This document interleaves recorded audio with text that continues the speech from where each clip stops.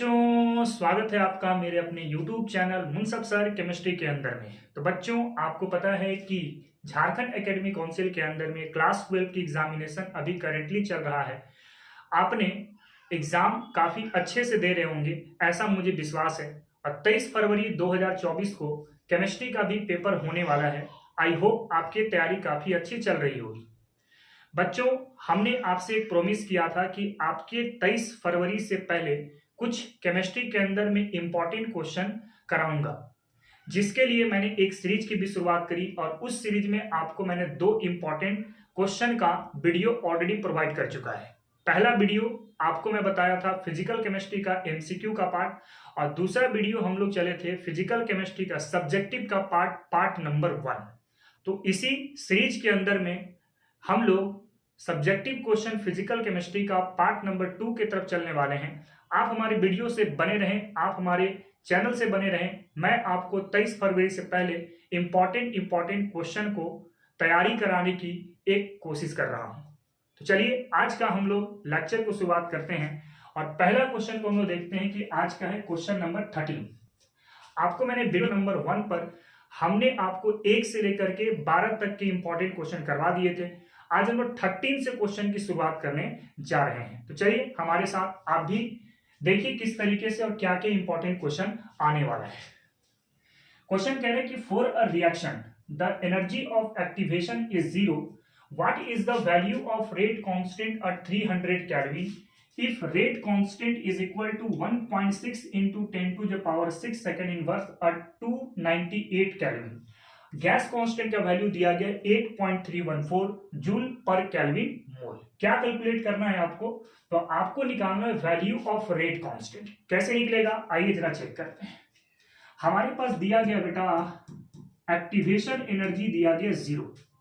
आगे कह रहे हैं कि रेट कांस्टेंट हमें निकालना है 300 केल्विन टेम्परेचर पर।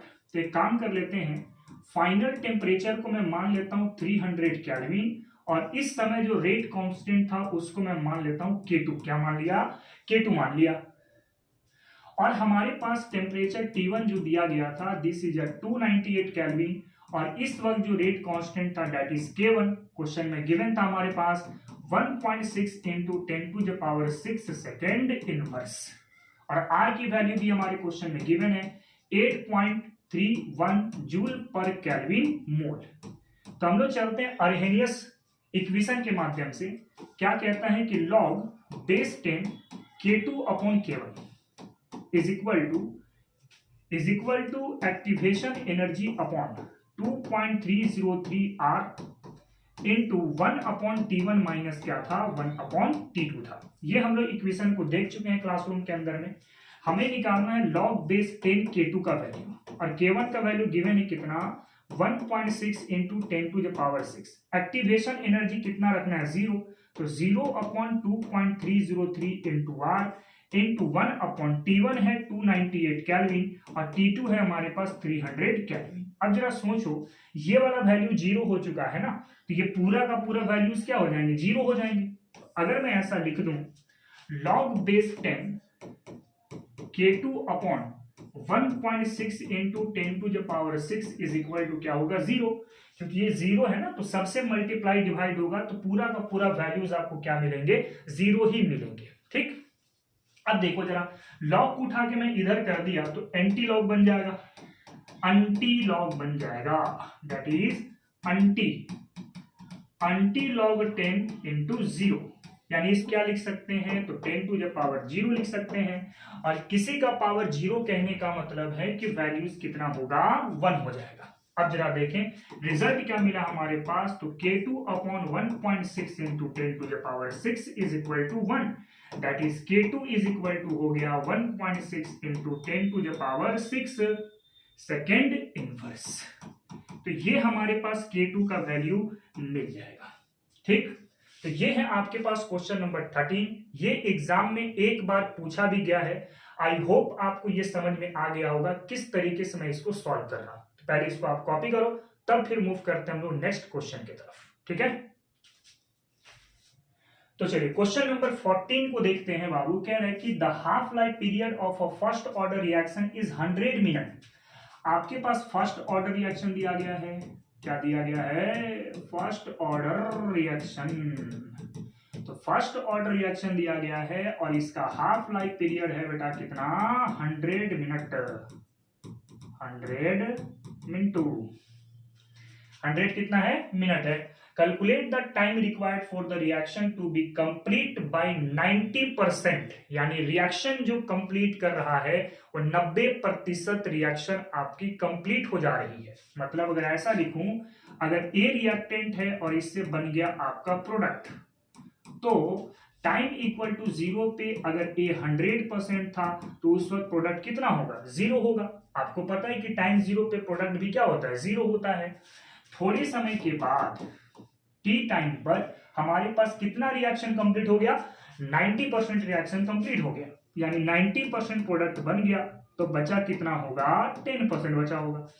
नाउ हम लोग जानते हैं कि k बराबर क्या होता है, 0.693 upon T half, that is 0.693 upon T half कितना है, देखो टी हाफ है आपके पास 100 है ना। नाउ फर्स्ट ऑर्डर रिएक्शन का वैल्यू भी जानते हैं, k is equal to 2.303 upon तो k is equal to 2.303 log base 10 into a upon a minus x।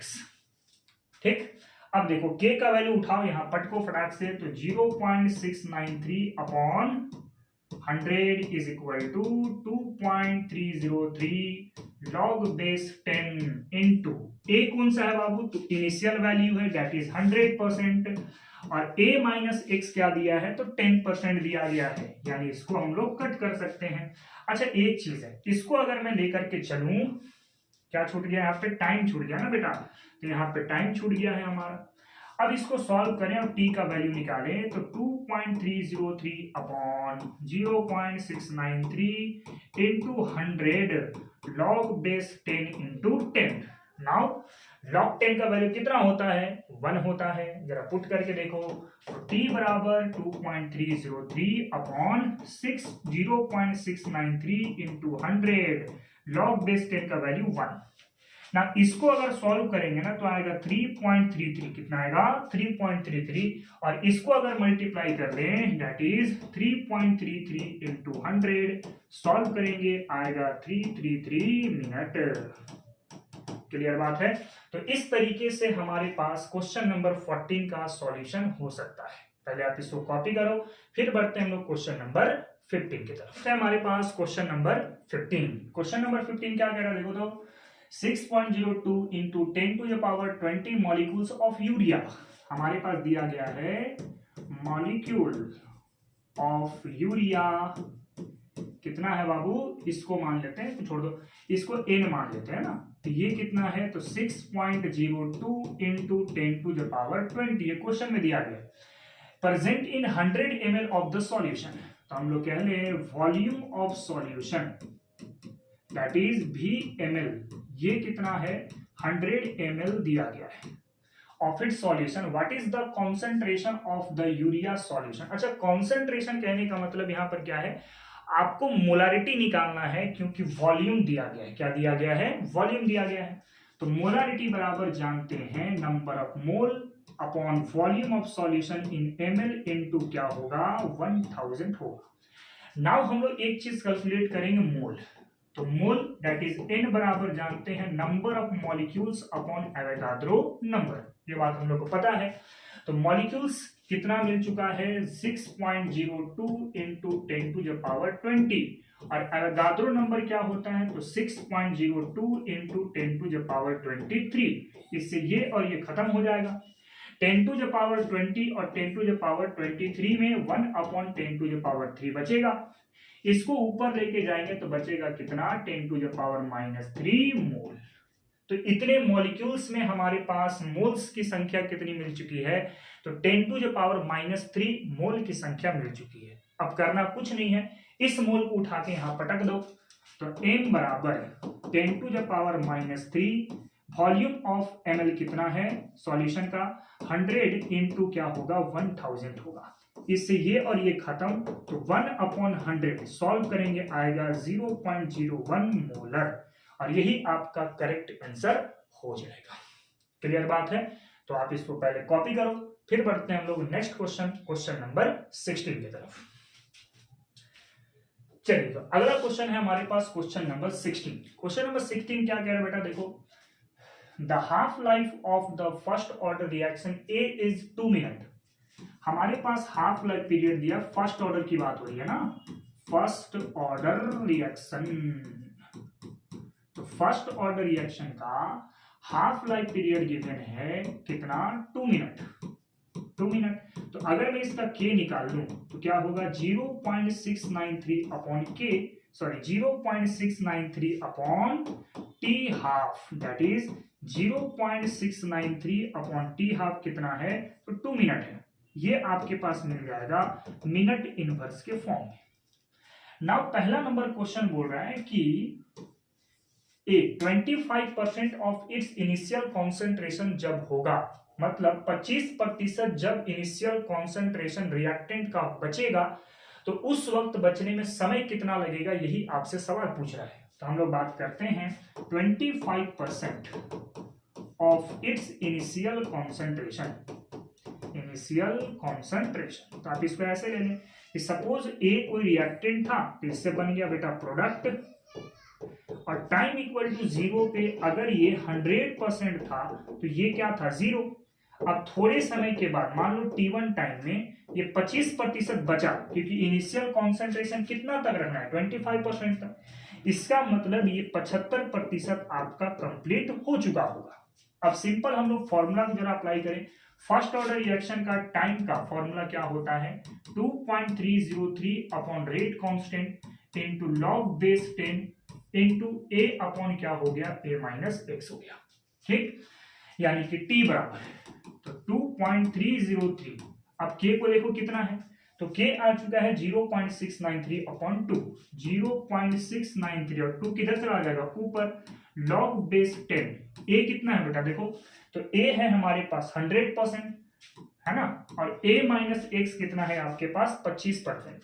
तो हम लोग 25 ले लेते हैं, इसको सॉल्व करेंगे कितने टाइम में, 4 टाइम चले जाएंगे, ठीक है। तो टाइम बराबर क्या मिला, 2.303 upon 0.693 into 2 into log base 10 into क्या होगा 4।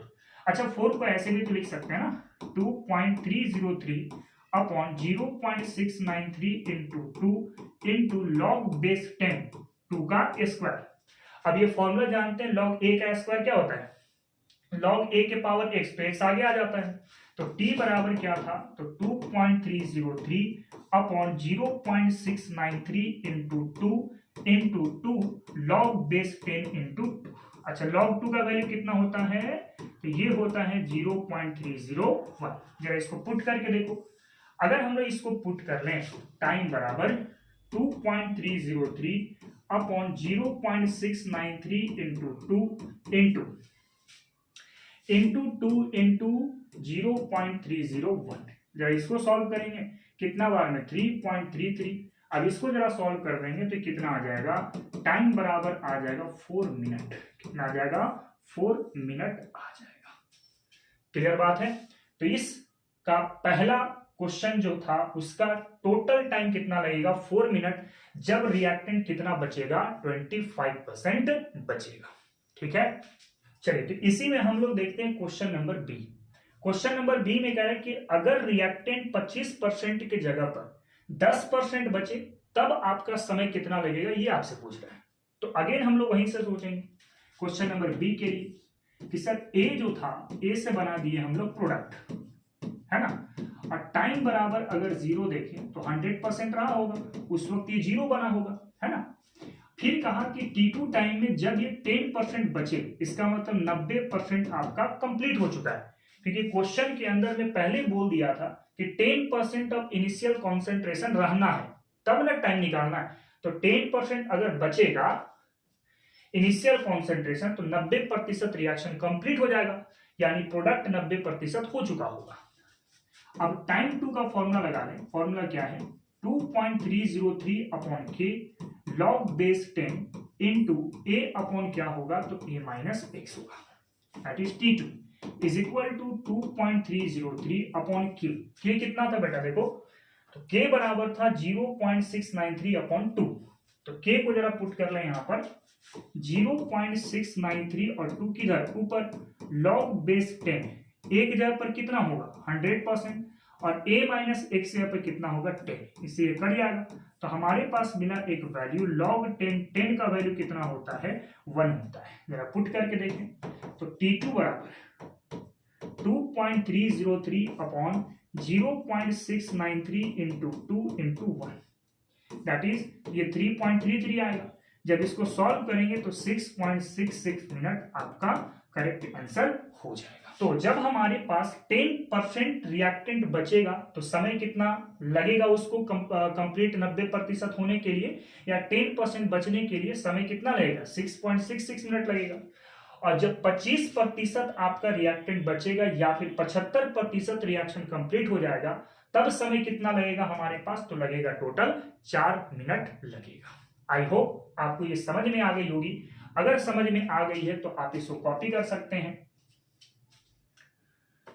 कॉपी कर सकते हैं इसको। उसके बाद फिर बढ़ते हैं नेक्स्ट क्वेश्चन, क्वेश्चन नंबर 17 की तरफ। हमारे पास क्वेश्चन नंबर 17, क्वेश्चन नंबर 17 में सबसे पहला ए नंबर बोल रहा है आपसे, state the Arrhenius equation for the rate constant of the reaction. Arrhenius equation क्या होता है पहले इसको देख लेते हैं। अर्हेनियस इक्वेशन, ये इक्वेशन क्या बोलता है बाबू, the relationship between rate constant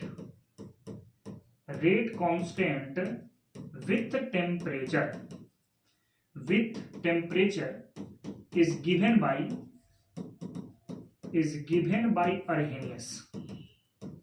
given by Arrhenius। ठीक, जैसे k को अगर मैं मान लेता हूं this is a rate constant, a एक टर्म आता है, इसके लिए हम टर्म यूज करेंगे अर्हेनियस पैरामीटर। इसको किसी बुक में प्री एक्सपोनेंशियल फैक्टर भी लिखता है, तो आपको जो अच्छा लगेगा आप इसको लिख सकते हैं। मैं इसको अर्हेनियस पैरामीटर कह देता हूं। इसके बाद आता है एक टर्म EA का, दिस इज एक्टिवेशन एनर्जी, है ना। एक टर्म आता है हमारे पास R का, इसको बोलते हैं हम लोग गैस कांस्टेंट, इसको क्या बोलते हैं गैस कांस्टेंट बोलते हैं। और एक टर्म आता है T का, दिस विल बी टेम्परेचर। तो अगर इन सबको मिला के एक रिलेशन जो अर्हेनियस बनाए थे, that is K is equal to AE के power minus EA upon RT, ये रिलेशन था हमारे पास, है ना। अब हम लोग क्या करते हैं, इसका कुछ सिग्निफिकेंस की तरफ पहुंचते हैं, है ना। अगर मान लेते हैं यहाँ पे दोनों तरफ लॉग ले लिया मैंने, taking log base E on both side, दोनों साइड अगर लॉग ले लूं मैं तो क्या होगा, log base E K is equal to log base E into A into E के power minus EA upon RT होगा। ठीक, अब देखो इसको क्या लिख सकते हैं, log A इंटू बी, तो log A इंटू बी क्या होता है, log A plus log B होता है। तो log E K is equal to होगा log base E A plus log base E के power minus EA upon RT। अब यहाँ पे भी एक फॉर्मूला लग गया, log A के पावर x, तो x आगे आ जाता है ना, तो क्या लिखेंगे हम लोग, log base E K is equal to log base E A minus EA upon RT log base E into E। इसका वैल्यू कितना होगा 1 होगा, यहाँ पे लिख देता हूं मैं, log बेस E का वैल्यू कितना 1 मान के चलो। तो अगर मैं इसको पुट करूं यहाँ पे, तो log E K is equal to log E A minus EA upon क्या हुआ RT हुआ। ठीक, अब हम लोग जानते हैं एक चीज और, हम लोग यहाँ पे एक और चीज जानते हैं बेटा, क्या कि log बेस E ये किसके बराबर होता है, तो 2.303 log बेस 10 के बराबर होता है। तो अगर मैं इसको पुट कर दूं यहाँ पे, तो 2.303 log base 10 K is equal to 2.303 log base 10 into A minus EA upon क्या होगा RT होगा। अब 2.303 क्रॉस मल्टीप्लाई की तरफ भेज दो, तो अगर मैं उसको लगा लूं तब क्या होगा, इसको जरा इधर क्रॉस मल्टीप्लाई कर लो, तो क्या मिलेगा, तो मिलेगा log base 10 K is equal to 2.303 upon 2.303 log base 10 a minus EA upon 2.303 R into T, ऐसा होगा। इसको मैंने क्रॉस मल्टीप्लाई करके ले गया। अब ये वाला और ये वाला कटेगा तो रिलेशन क्या मिल जाएगा, log base 10k is equal to log base 10a minus EA upon 2.303 R into T. Therefore result क्या लिख सकते हैं, लिख सकते हैं log base 10k is equal to minus EA upon 2.303 R into T plus log base 10 into a। This is a relation of rate constant with temperature according to Arrhenius equation। अब देखो जरा, इसको अगर मैं y मान, ये हो गया आपके पास माइनस है, t हो गया x और इसको बोल देते हैं c। इक्वेशन क्या मिला, y is equal to minus mx plus c। तो कर्व कैसा बनेगा देख लो। तो y की जगह पे क्या लिखेंगे हम लोग, log base 10 के, x की जगह पे क्या लिखते हैं तो 1 अपॉन t लिखते हैं। तो कर्व जाएगा नेगेटिव स्लोप की तरफ। अगर मैं यहाँ पर एंगल या फिर tan थीटा स्लोप निकाल लूं तो स्लोप किसके बराबर हो रहा है, तो माइनस EA अपॉन 2.303 R के बराबर होगा। क्लियर। तो ये है आपके पास कंप्लीट एक्सप्लेनेशन आपका अर्हेनियस इक्वेशन का, यानी इस क्वेश्चन का पार्ट नंबर ए का। कॉपी करें, बात करते हैं फिर पार्ट नंबर बी की। चलिए, इसी में हमारे पास पार्ट नंबर बी का जो क्वेश्चन है कि so that for a first order reaction the initial the time required for half the change is independent of the initial concentration. यानी कि आपको ये प्रूफ करना है कि फर्स्ट ऑर्डर रिएक्शन का जो हाफ लाइफ पीरियड है वो इनिशियल कॉन्सेंट्रेशन ऑफ रिएक्टेंट के ऊपर डिपेंड नहीं करता है। इस चीज को आपको बताने की कोशिश करना है। ठीक है, तो चलिए वो देखते हैं क्वेश्चन नंबर बी। इसी का पार्ट था आपके पास बी नंबर। सिंपल आपको प्रूफ करना है हाफ लाइफ पीरियड को जो इनिशियल कॉन्सेंट्रेशन ऑफ रिएक्टेंट के साथ डिपेंड नहीं करता है जब आप फर्स्ट ऑर्डर रिएक्शन की बात करते हैं। हम लोग चलते हैं from first order reaction, from first order reaction. तो फर्स्ट ऑर्डर रिएक्शन से जानते हैं that is T is equal to क्या होता है 2.303 upon k log base 10 into a upon क्या होगा a माइनस एक्स होगा।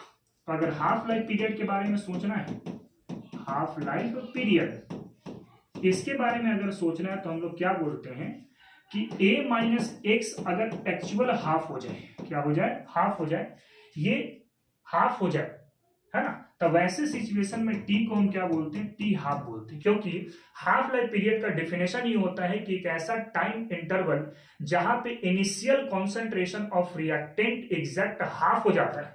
तो इनिशियल कॉन्सेंट्रेशन एक्चुअली कितना हो जाए, a/2, यानी a माइनस एक्स अगर a/2 के बराबर हो जाए तो टाइम को हम t हाफ लिख सकते हैं। अगर इसको पुट कर दूं मैं यहाँ पर, तो t को अगर मैं t हाफ लिख रहा हूं that is 2.303 upon k log base 10 into ए, और a माइनस एक्स की जगह पर a/2, ऐसे कटेगा, 2 ऊपर जाएगा, तो t half is equal to 2.303 upon k log base 10 into क्या होगा, 2 होगा। अब लॉग 2 का वैल्यू आपको पता है कितना होता है, 0.301। जरा पुट करके देखें तो t half is equal to 2.303 upon के इंटू क्या होगा, 0.301 होगा। अगर आप इसको सॉल्व कर लेते हैं तो t हाफ बराबर मिल जाएगा 0.693 अपॉन के। तो आप देख सकते हैं कि फर्स्ट ऑर्डर रिएक्शन का हाफ लाइफ पीरियड सिर्फ रेट कांस्टेंट के ऊपर डिपेंड कर रहा है, इनिशियल कॉन्सेंट्रेशन के ऊपर डिपेंड नहीं कर रहा है। Hence we can say that half life period of first order reaction does not depends on concentration of reactant। यानी इसका ग्राफ अगर बनाओगे तो कैसा बनेगा, देखो तो अगर मान लेते हैं यहाँ पे टी हाफ है और यहाँ पर कॉन्सेंट्रेशन ऑफ रिएक्टेंट है, तो कॉन्सेंट्रेशन के ऊपर डिपेंड नहीं करेगा, यानी कर्व कैसा रहेगा, तो कांस्टेंट ही रहेगा आपका। क्लियर बात है। तो इस तरीके से हमारे पास क्वेश्चन नंबर 17 का क्वेश्चन नंबर बी सॉल्व हो पाएगा। ठीक, तो ये है आपके पास अर्हेनियस इक्वेशन किस तरीके से होगा, और इसी का जो पार्ट नंबर बी था हमारे पास, वो था हाफ लाइफ पीरियड को प्रूफ करना था जब वो फर्स्ट ऑर्डर रिएक्शन पर होगा। क्लियर, तो कॉपी करें, फिर बढ़ते हैं हम लोग नेक्स्ट क्वेश्चन नंबर 18 की तरफ। तो हम लोग देख लेते हैं क्वेश्चन नंबर 18 या क्वेश्चन नंबर 18 क्या है इंपॉर्टेंट क्वेश्चन पर। An antifreeze solution is prepared from 2 to 2.6 gram of ethylene glycol and 200 gram of water। तो हमारे पास दिया गया क्या बेटा, weight of ethylene glycol, weight of ethylene glycol that is WA मान लेते हैं इसको, है ना। कितना गिवन है, 2 to 2.6 ग्राम। अगर मान लो मैं मॉलिक्यूलर मास निकालूं, molecular mass of ethylene glycol, ethylene glycol, तो इथिलीन ग्लाइकोल का फॉर्मूला गिवन है हमारे पास C2H6 एंड O2। सॉल्व करके देखें तो एक कार्बन का वजन 12 ग्राम, तो दो का कितना हो जाएगा 24 ग्राम, प्लस 6 ग्राम हाइड्रोजन और 16 दूनी 32 ग्राम हो गया ऑक्सीजन। सॉल्व करके देखें तो 24 और 36 और 32 कितना हो गया, 62 ग्राम पर मोल हो गया। This is a molecular mass of ethylene glycol and 200 gram of water. अगर मैं वेट ऑफ वाटर ले लूं, weight of water that will be WB, ये कितना दिया गया है, तो 200 ग्राम दिया गया है। अब क्या निकालना है, calculate the molality of the solution. तो मोलालिटी जानते हैं क्या होता है, WA upon molecular mass of A into 1000 upon क्या होगा, तो WB होगा। अच्छा, WB यहाँ पे ग्राम के फॉर्मेट में, ये सब आपके ग्राम के फॉर्मेट में है। तो मोलालिटी बराबर WA कितना, तो 222.6, मॉलिक्यूलर मास कितना 62 इंटू 1000 और WB कितना है, तो सर 200 दिया गया है। इससे कितना टाइम में जाएगा, 5 टाइम में जाएगा, दैट इज 222.6 इंटू 5 अपॉन 62। इसको सॉल्व करोगे तो आएगा 17.9 मोलर, आएगा 17.9 मोलर। बट क्वेश्चन अभी खत्म नहीं हुआ, आगे क्या है, if the density of the solution is 1.072 ग्राम पर एमएल। अगर डेंसिटी ऑफ सॉल्यूशन ये कितना हो जाए, तो 1.072 ग्राम पर एमएल हो जाए, then calculate what shall be the molarity of the solution. Molarity कितना होगा आपको ये कैलकुलेट करना है। अच्छा, एक चीज नोटिस करो, सॉल्यूशन की डेंसिटी दी गई है ना, तो मोलारिटी का हमें सॉल्यूशन से मतलब होता है। तो पहले सॉल्यूशन देख लेते हैं। अगर सॉल्यूशन की बात करें, सॉल्यूशन कैसे निकलता है, ये निकलता है सॉल्यूट प्लस सॉल्वेंट को मिलाने के बाद। तो सॉल्यूट कितना है देखो, तो सॉल्यूट था ethylene glycol that is 222.6 gram, this is a solute, और सॉल्वेंट कितना था water that is 200 gram. Solve करेंगे आएगा 422.6 ग्राम। ये हमारे पास क्या मिल गया, पूरे सॉल्यूशन का अमाउंट मिल गया।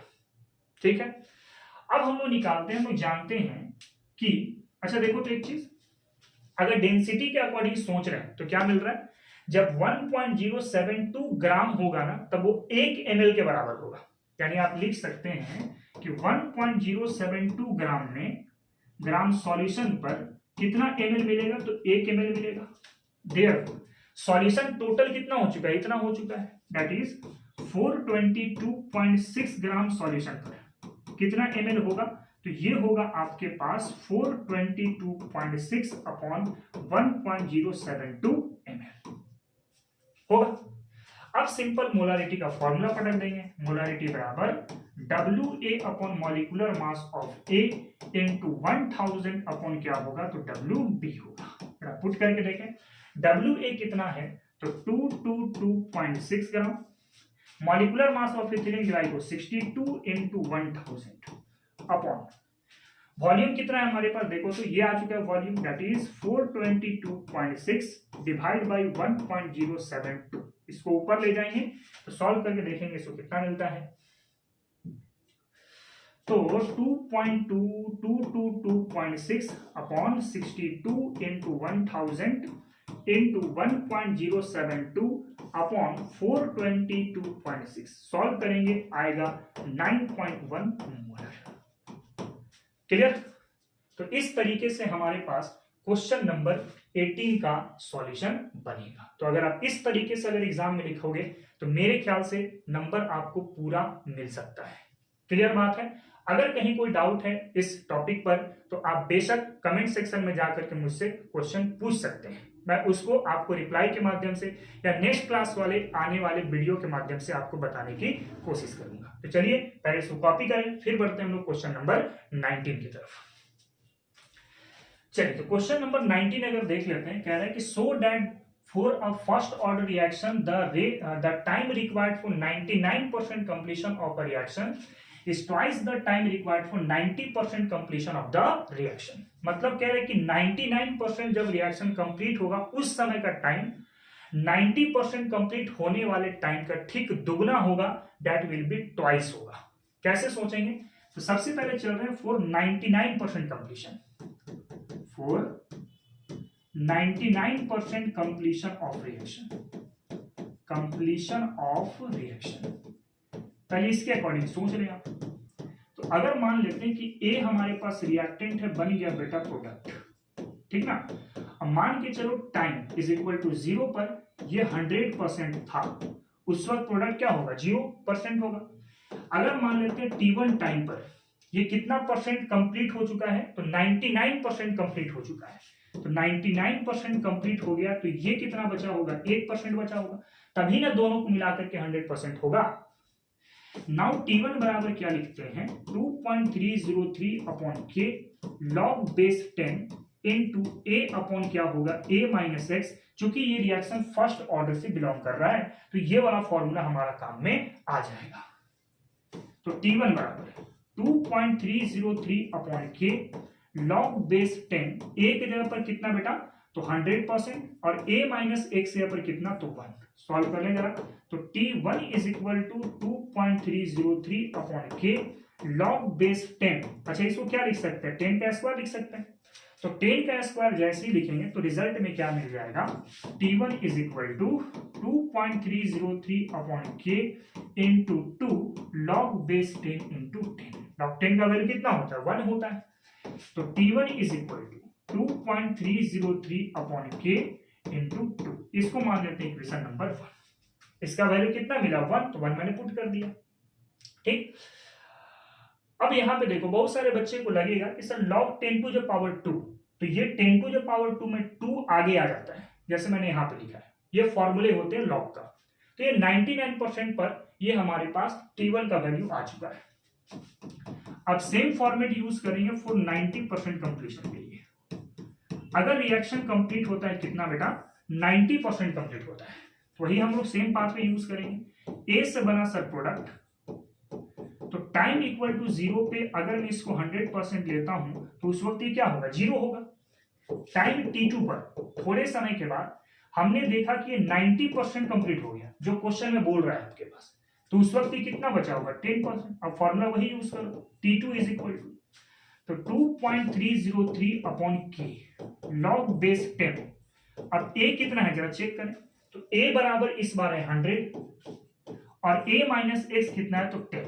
ये कट गया आपका। सॉल्व करके देखें तो T2 बराबर क्या मिला? 2.303 upon k log base 10 into क्या बचा? 10 बच गया। अब लॉग 10 का वैल्यू कितना? 1। तो T2 बराबर क्या हो गया? 2.303 अपॉन के। इसको मान लेते हैं इक्वेशन नंबर 2। अब फर्स्ट इक्वेशन को सेकंड के साथ डिवाइड कर दो। First divide by second, that is T1 upon T2 is equal to 2.303 into 2 upon k. This is T1 और T2 कितना हो जाएगा? तो 2.303 अपॉन के। ये और ये कैंसिल आउट, T2 को ऊपर भेज दो तो T1 बराबर क्या हो गया? T2 हो गया और ये आपका प्रूफ हो चुका है। क्लियर?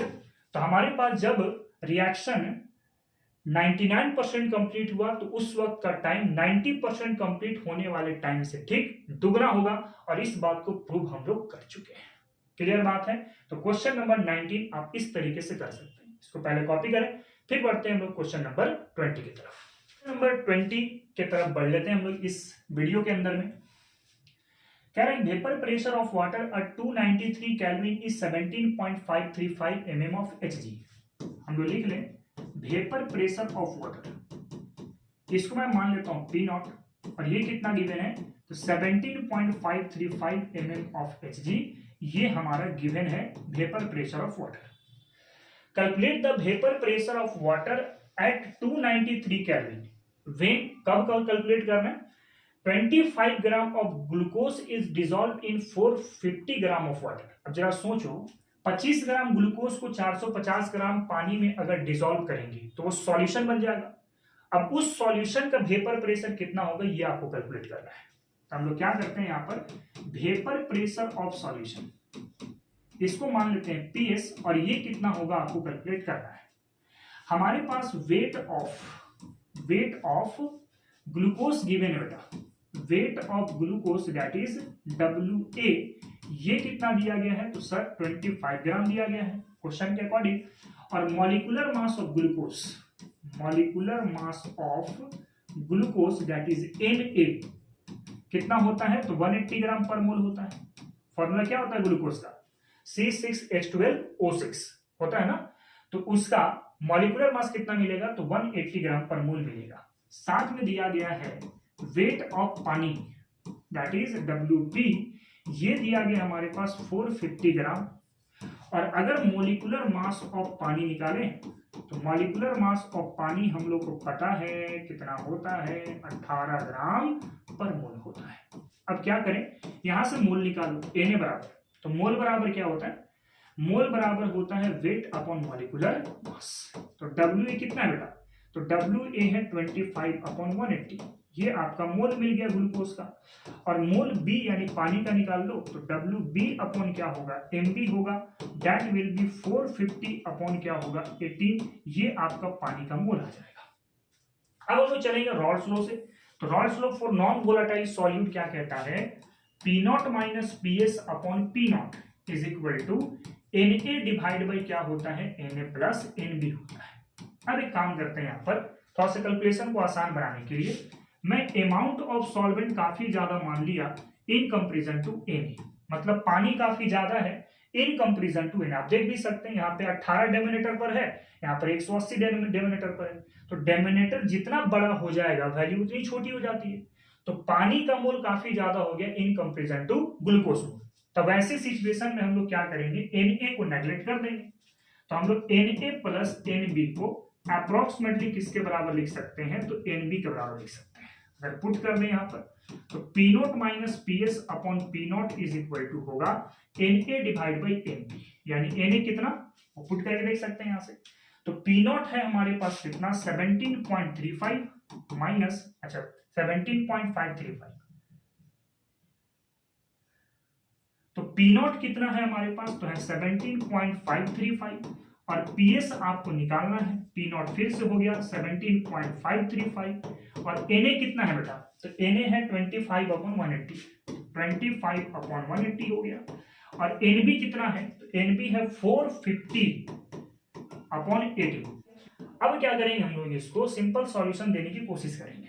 क्या होगा 17.535 minus PS upon 17.535 is equal to क्या लिख सकते हैं बाबू, तो 25/180 इंटू 18/450। इसको क्रॉस मल्टीप्लाई करके उधर भेज दो, तो 17.535 ना 535 माइनस PS, इसको क्रॉस मल्टीप्लाई करके उधर भेजो, तो 25/180 इंटू 18 क्या होगा 450 इंटू क्या होगा 17.535। अगर आप इस वाले वैल्यू को सॉल्व करेंगे तो आएगा 0.097। नाउ अब लोग सिंपल निकाल सकते हैं, रिजल्ट क्या मिल गया हमारे पास, तो 17.535 माइनस PS ये कितने के बराबर हुआ, तो 0.097 के बराबर हुआ। देयरफॉर PS बराबर क्या हो जाएगा, इसको उठा के इधर करो, इसको अंदर ले आओ, तो 17.535 माइनस 0.097, इसको जरा सॉल्व करो तो आ जाएगा लगभग 17.4 mm ऑफ Hg के आसपास में।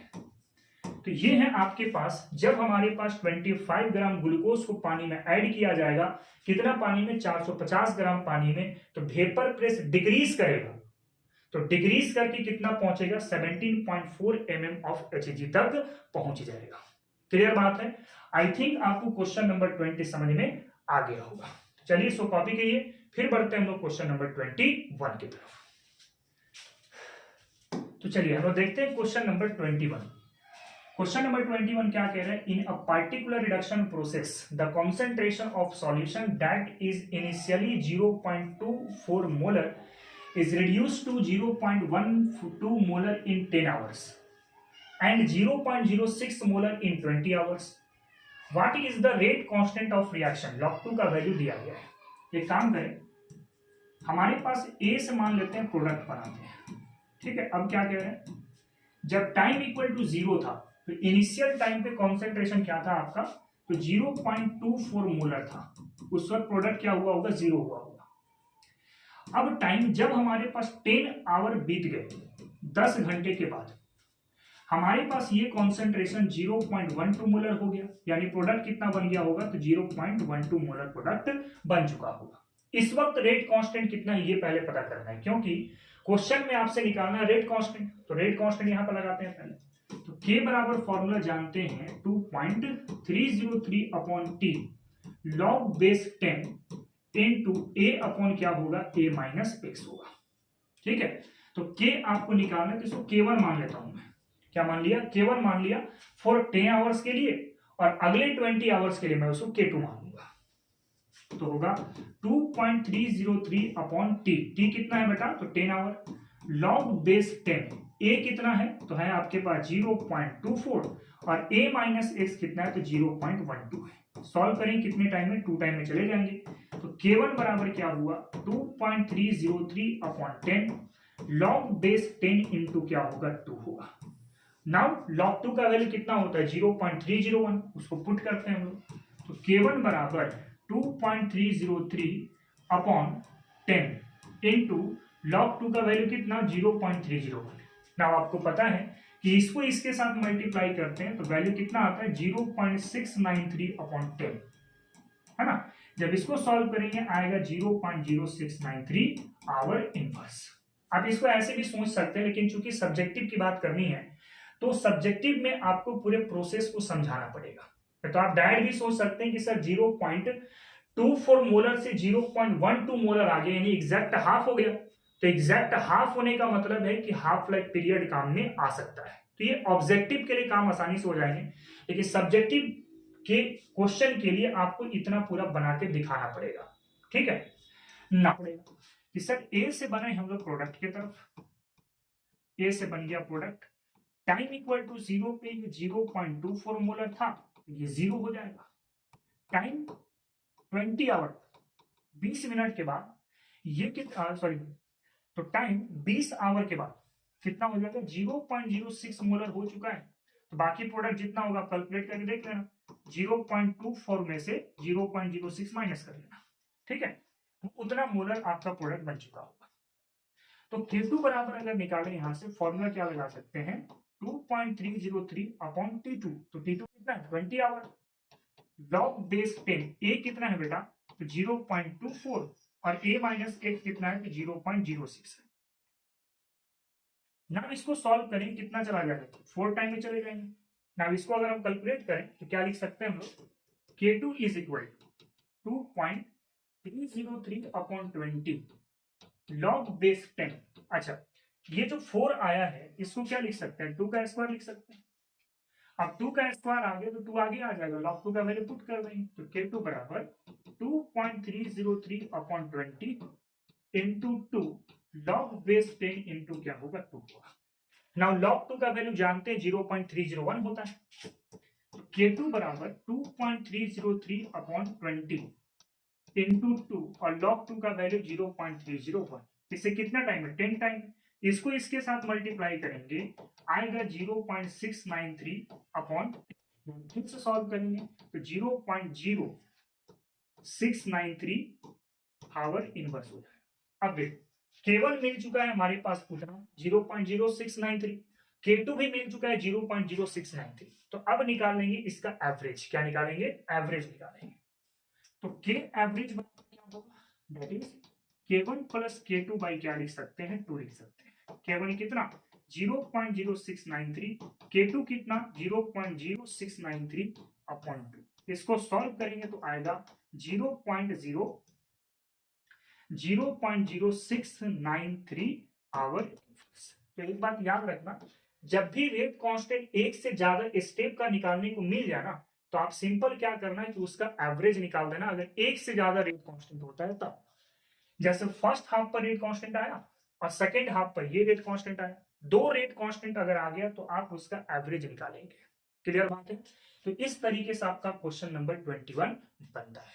तो इसको कॉपी करो, फिर बढ़ते हैं हम लोग नेक्स्ट क्वेश्चन नंबर 22 की तरफ।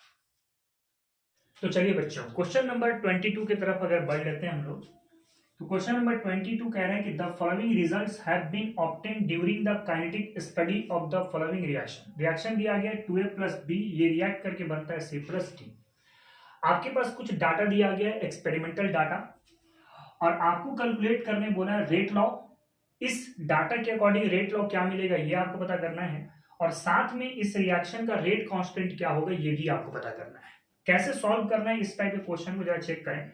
देखो ट्रिकी तो बहुत सारे हैं इसको सॉल्व करने का, लेकिन सब्जेक्टिव क्वेश्चन के अंदर में हम लोग सब्जेक्टिव तरह से बात करते हैं ताकि एग्जामिनेशन आपका अच्छे से हो और अच्छे से आप उसको एक्सप्लेन करके बता सकें। ठीक है ना?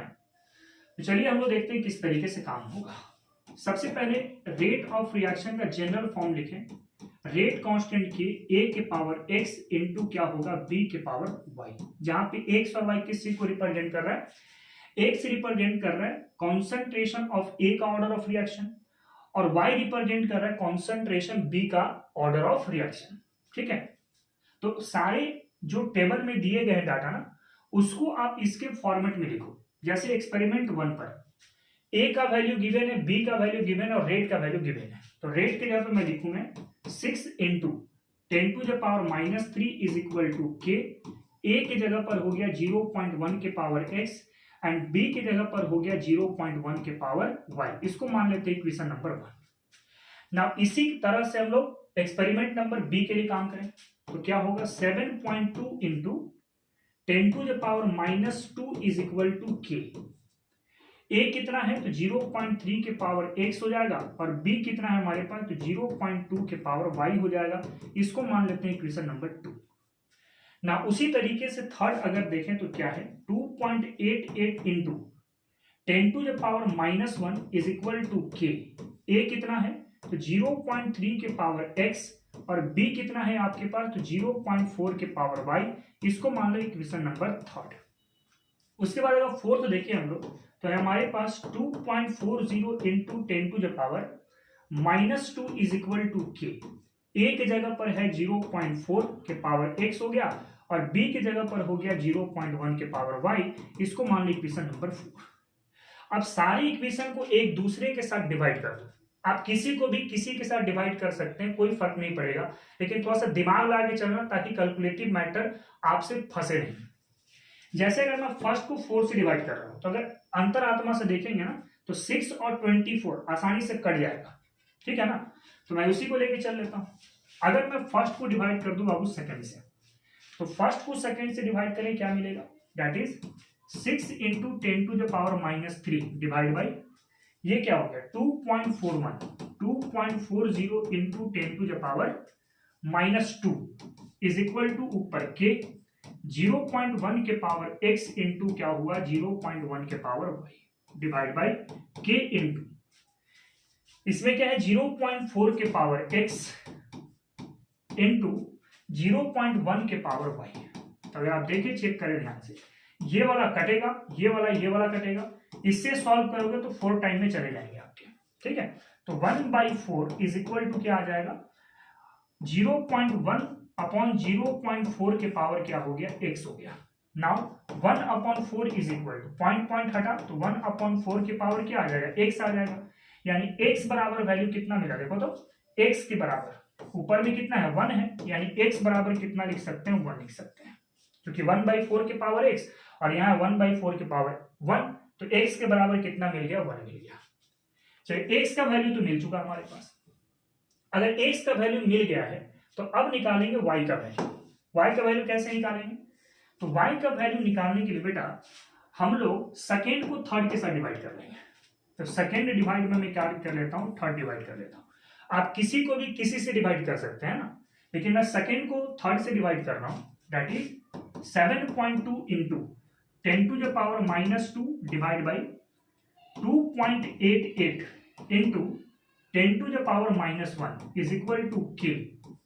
फिर आपके पास कितना है, 0.3 के पावर x और है आपके पास 0.2 के पावर y डिवाइड बाई के।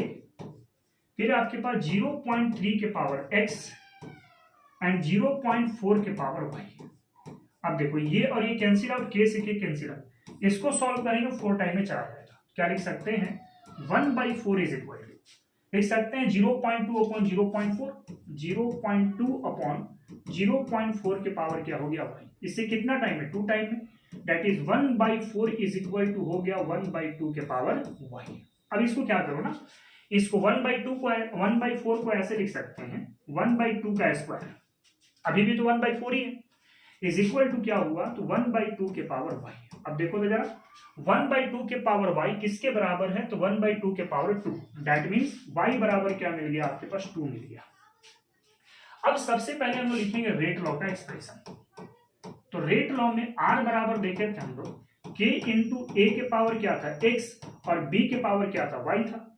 अब x के जगह पर आप 1 पुट कर दो, y की जगह पे आप 2 पुट कर दो, तो r बराबर क्या मिल जाएगा, k इंटू ए के पावर 1 एंड b के पावर क्या हो जाएगा, 2 हो जाएगा। This is a rate law expression, ठीक है। अब इसी में हमें कैलकुलेट करना है रेट कांस्टेंट को, तो पहले इसको देखो, उसके बाद कैलकुलेट करते हैं हम लोग रेट कांस्टेंट किस तरीके से निकाला जाए। तो रेट कांस्टेंट को जरा चेक कर लेते हैं। देखो रेट कांस्टेंट कैसे निकालना है, तो मैं इसी में जरा निकाल दूं यहाँ पे। अगर रेट कांस्टेंट निकालना है, रेट कांस्टेंट, तो मैं चल रहा हूं फ्रॉम इक्वेशन 1 से, फ्रॉम इक्वेशन 1। आप कोई सा भी इक्वेशन यूज कर सकते हैं इन चारों में से, मैं इक्वेशन नंबर 1 को यूज कर रहा हूं, that is 6 into 10⁻³ is equal to k. 0.1 x के जगह पर क्या पुट कर लेते हैं हम लोग, 1 को पुट कर लेते हैं, और y की जगह पर पुट कर लेते हैं 0.1 के पावर क्या हो जाएगा, 2 हो जाएगा। सॉल्व करें जरा, तो 6 इंटू 10⁻³ इज इक्वल टू के इंटू 0.1। इसको 2 टाइम लिखना है, तो 0.1 इंटू 0.1। तो अगर हम लोग इसको सॉल्व करके देखें तो क्या मिलेगा, 6 into 10⁻³ is equal to k. 0.1 0.0.1, तो इसको क्या लिख सकते हैं, 10⁻3। अब 10⁻3 10⁻3 कटेगा, तो के बराबर क्या मिल गया, 6 मिल गया। अब चूंकि थर्ड ऑर्डर रिएक्शन है, कैसे, यहाँ फर्स्ट है यहाँ सेकंड है, तो 2 और 1 कितना हो जाएगा, थर्ड। तो थर्ड ऑर्डर रिएक्शन का यूनिट क्या होता है, mole inverse square, litre square और मिनट इनवर्स हो जाएगा। अब चूंकि यहाँ पर जितने भी आपके पास रेट कांस्टेंट है ना, ये वाला, ये जो रेट दिया गया है आपके मिनट के फॉर्म में दिया गया है, तो हमारे पास यहाँ पे मिनट का ही यूज किया जाएगा, यहाँ पे मिनट का यूज किया जाएगा। अगर वहां पे सेकंड होता तो हम लोग सेकंड इनवर्स का टर्म यूज करते हैं। क्लियर है। तो क्वेश्चन नंबर 22 कुछ इस तरीके से बनता है बाबू, पहले आप इसको कॉपी कर लो, उसके बाद फिर हम लोग बढ़ते हैं अगले क्वेश्चन 23 की तरफ। ये बहुत अच्छा क्वेश्चन था और एग्जाम 2023 में भी ये क्वेश्चन को पूछा जा चुका है एक बार, ठीक है। चलिए इसी में अगर हम लोग क्वेश्चन देख लेते हैं, तो आज की इस लेक्चर का हम लोग लास्ट क्वेश्चन की तरफ पहुंच चुके हैं। इनफैक्ट फिजिकल केमिस्ट्री का जितना मेरे तरफ से इंपॉर्टेंट क्वेश्चन हो सकता है वो हम लोग लास्ट क्वेश्चन तक पहुंच चुके हैं। लगभग 23 क्वेश्चन इंपॉर्टेंट हमने फिजिकल केमिस्ट्री की तरफ बताया है। अगले लेक्चर पर हम लोग देखेंगे यहाँ पे ऑर्गेनिक केमिस्ट्री की तरफ से, है ना। तो लास्ट क्वेश्चन की तरफ अगर हम लोग बढ़े आज के टॉपिक का, तो the rate of particular reaction doubles when the temperature change from 27 degree Celsius to 37 degree Celsius. हमारे पास जब टेम्परेचर को, जैसे टेम्परेचर 27 डिग्री सेल्सियस से 37 डिग्री सेल्सियस तक पहुंचे, आपने इसको बोल लिया T1 और इसको आपने बोल लिया T2। This is a temperature, ये क्या है आपके पास टेम्परेचर है, ठीक ना। तो कह रहे हैं कि rate of particle reaction double when the temperature changes from 27 degree Celsius to 37 degree Celsius. यानी जब T1 से आप T2 तक है तो इसका rate of reaction that is R2, rate of reaction.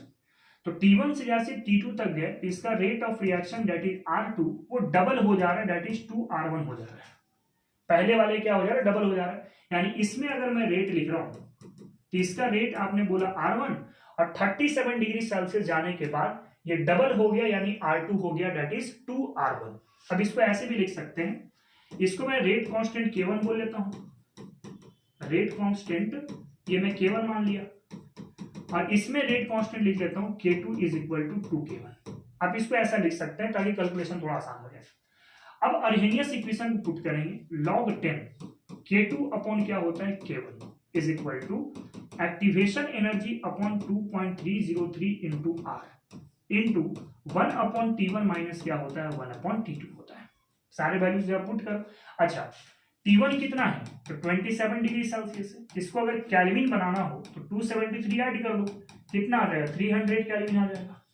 और T2 अगर मैं बात करूं तो दिया गया 37 डिग्री सेल्सियस, केल्विन बनाना है तो 273 ऐड कर देंगे तो आएगा 310 केल्विन आ जाएगा। अब सारे वैल्यू जगह रखें यहाँ पे। लॉग बेस 10 K2 कितना है तो 2K1 है और K1 तो K1 था ही, is equal to activation energy upon 2.303। R कितना होता है बेटा तो 8.314, गैस कांस्टेंट आपको पता है। 1 अपॉन T1 कितना है 300 है, minus 1 upon T2 that is 310 है। जरा सॉल्व करें इसको। अब K1 से K1 कटेगा, log 2 आ गया, log 2 का वैल्यू कितना 0.301 is equal to that is EA upon 2.303 into 8.314। अब जरा इसको सॉल्व करें एलसीएम लेकर के, एलसीएम लेके सॉल्व करेंगे तो क्या होगा, एलसीएम लेकर के सॉल्व करेंगे तो क्या हो जाएगा यहाँ पे 310 माइनस 300 बाई 300 इंटू क्या होगा 310 हो जाएगा। अगर आप इसको सॉल्व करते हैं तो एक्टिवेशन एनर्जी मिल जाएगा हमारे पास 5359 8.5 जूल पर मोल। ये आपका एक्टिवेशन एनर्जी मिल जाएगा, कैलकुलेट करके देख सकते हैं। अगर हम लोग किलो जूल के फॉर्मेट में निकालें तो किलो जूल के लिए 1000 से डिवाइड करते हैं तो क्या मिलेगा 5359 8.5 अपॉन 1000, ये मिल जाएगा किलो जूल पर मोल।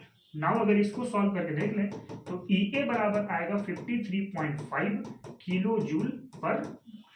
ठीक, तो ये क्वेश्चन नंबर 23 इस तरीके से आप कैलकुलेट कर सकते हैं। तो आज का जो हमारे पास फिजिकल केमिस्ट्री का जो 23 इंपॉर्टेंट क्वेश्चन कराने का मैंने प्रॉमिस किया था, आज उसको हम लोग खत्म कर दिए हैं। 23 क्वेश्चन कंप्लीट कर चुके हैं। तो अगर हमारी वीडियो पसंद आई है तो हमारे इस वीडियो को लाइक करें, चैनल को सब्सक्राइब करें और बेल आइकन को भी दबाना ना भूलें, ताकि आपको कोई भी वीडियो अगर मैं अपलोड करूंगा तो उसकी नोटिफिकेशन आपको पहले मिल जाएगी। ठीक, तो चलिए आज के लेक्चर को हम लोग यहीं पे खत्म करते हैं। मिलते हैं फिर इसी सीरीज का अगले लेक्चर की तरफ ऑर्गेनिक केमिस्ट्री के साथ। तो आज के लिए इतना ही, मिलते हैं। Thank you very much, have a nice day.